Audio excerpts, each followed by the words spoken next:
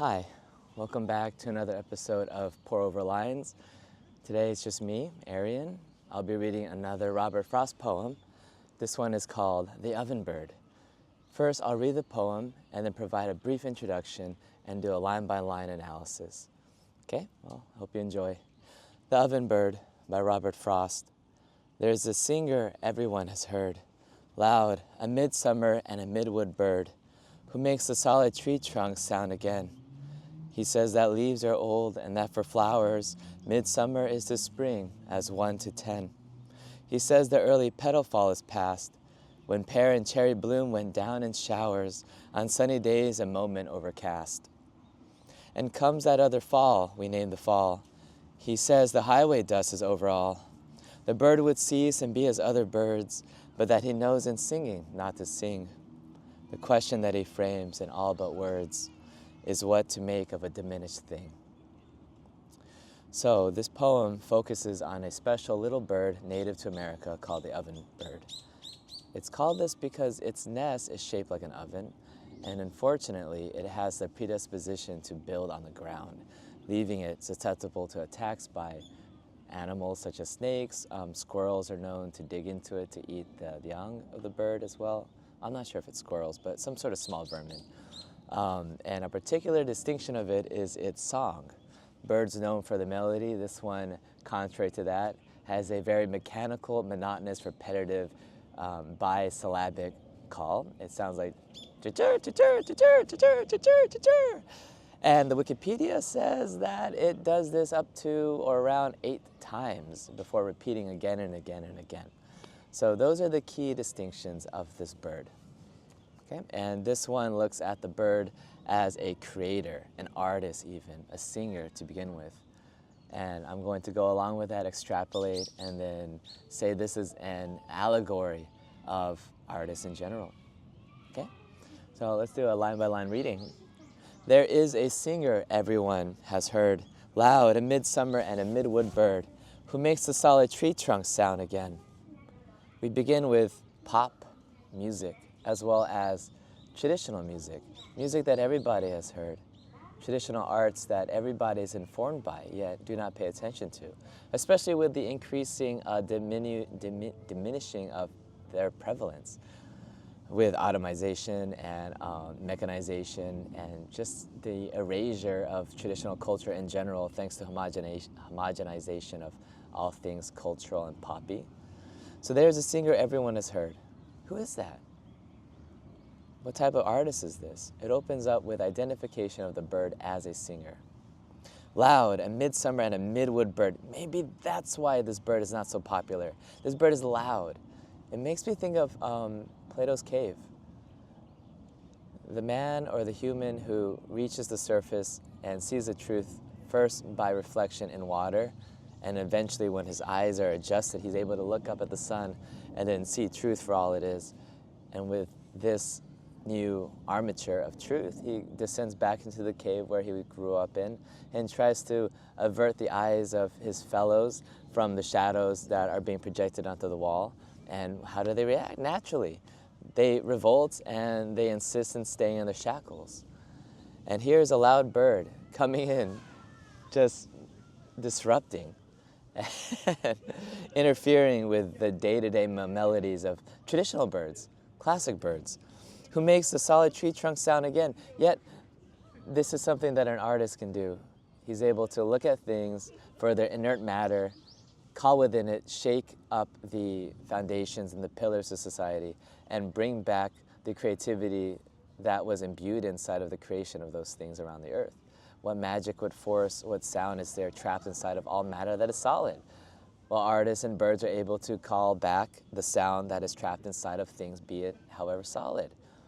They ring out, they ring out interpretations, they ring out matters for discussion, and they make solid tree trunks sound again. He says that leaves are old, a truth teller, not a soothsayer, far from it. In fact, the artist or the bird is somebody who calls things for what they are. He's a realist, a journalist, a documentarian, somebody who sees it and calls it in the midst of things, midsummer, midwood, in the middle of it all. And he says that the flowers in midsummer are to spring as 1 to 10. There is an order. He perceives an order. From 1 to 10, whatever order that may be, the fact is there is an order. And then he's saying that the leaves must perish, the petals fall and wilt, as they do in summer, due to weather changes and the warmth and the heat and the sun. And it's a backwards sort of formation, I suppose. He says that leaves are old and that for flowers, midsummer is to spring as 1 to 10. This does have a positive sound to it also. For one being the origin or the start of counting to 10, so summer and the wilting of something may be the beginning of what's to come. So we have a little bit of a positivity, I guess, inside of this. Latent inside of midsummer's negativity, the flowers wilting will lead to, as if 1 to 10, a development of the flower and things of nature, letting its essence ring yet again and sound out. He says the early petal fall is past. When pear and cherry bloom went down in showers, on sunny days a moment overcast. Kind of a negative fellow. Maybe artists are like that. They always have the sorrow deep inside that spurs them on in response to kind of the dread and drudgery of the world, yet they insist and persist.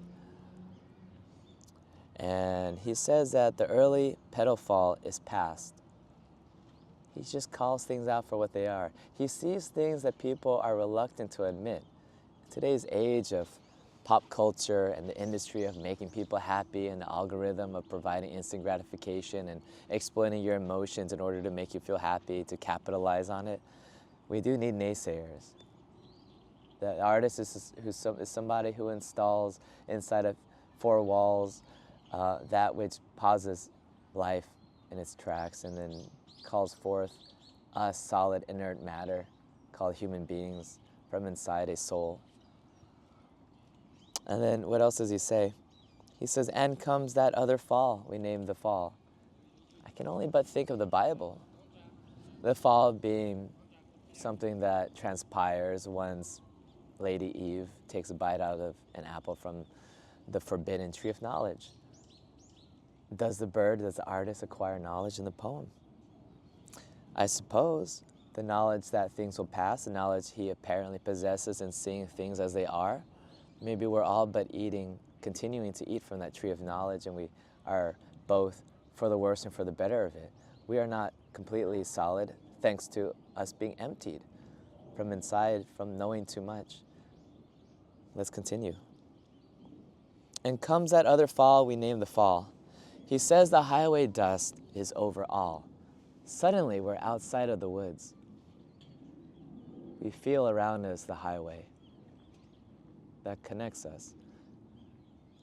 Insular as we are when we go to bed, but in the daytime, in this social nexus that we call a city, we're connected by things that accelerate, cars, automobiles, things that connect as efficiently and as speedily and readily at our command.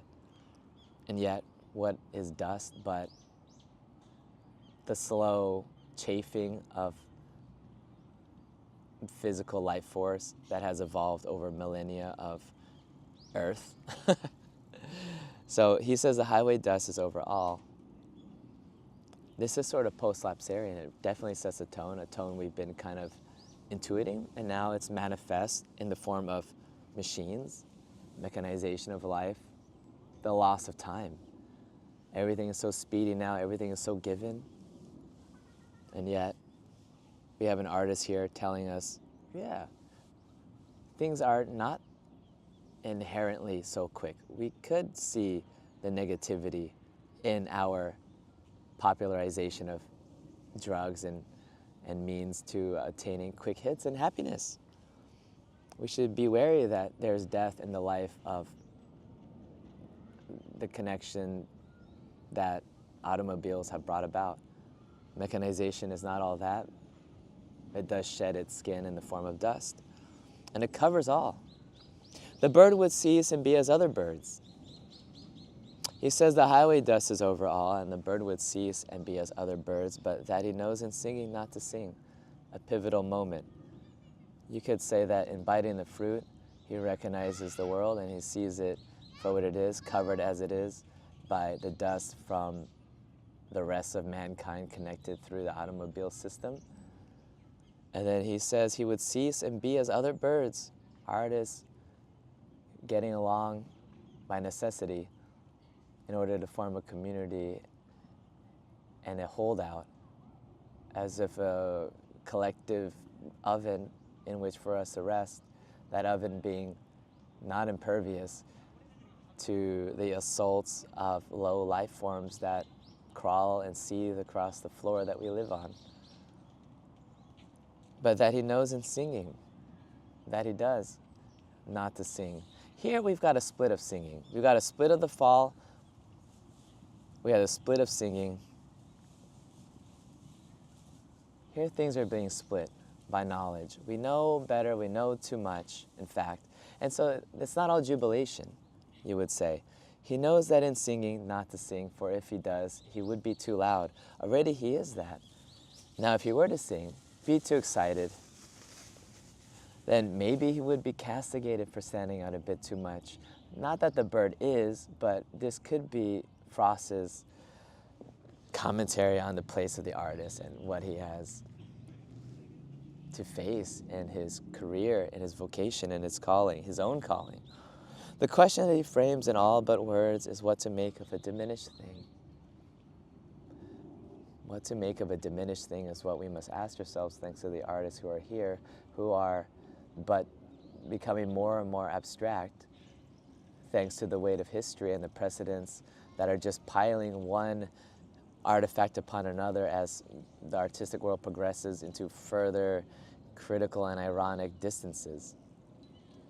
The diminished world can only be redeemed as diminished at this point. And how do we live? Well, we've got artists. What do they do? This is what the poem, I think, leaves us with. And it's one of its answers that, in fact, Frost himself gave us this opportunity to reflect upon ourselves and what we have done to the position of the artist in our society. He is perspicacious enough, and his critical eye is roaming and expansive enough in order to incorporate the thought that maybe our civilization is, yes, burying itself in its own dust, but also at least it has made space for us to make artists like Frost to appreciate the beauty in nature, and that we are afforded the chance to look around us and then listen to the birds and recognize that not all is melody, not all is song, but in the singing there could be song, even if there is no song at the moment. Anyways, this is a deceptively simple, profound, quite straightforward allegory, I think, of the role of the artist, and I hope you took something from this. I myself was struck just by the last closing words of it, and it is a question we all have to ask, what to make of a diminished thing. We all face that as we get older, and I hope we could continue moving forward despite the dust covering all. Anyways, thank you so much. This concludes our episode, and I'll see you in the next one. Thank you. Bye.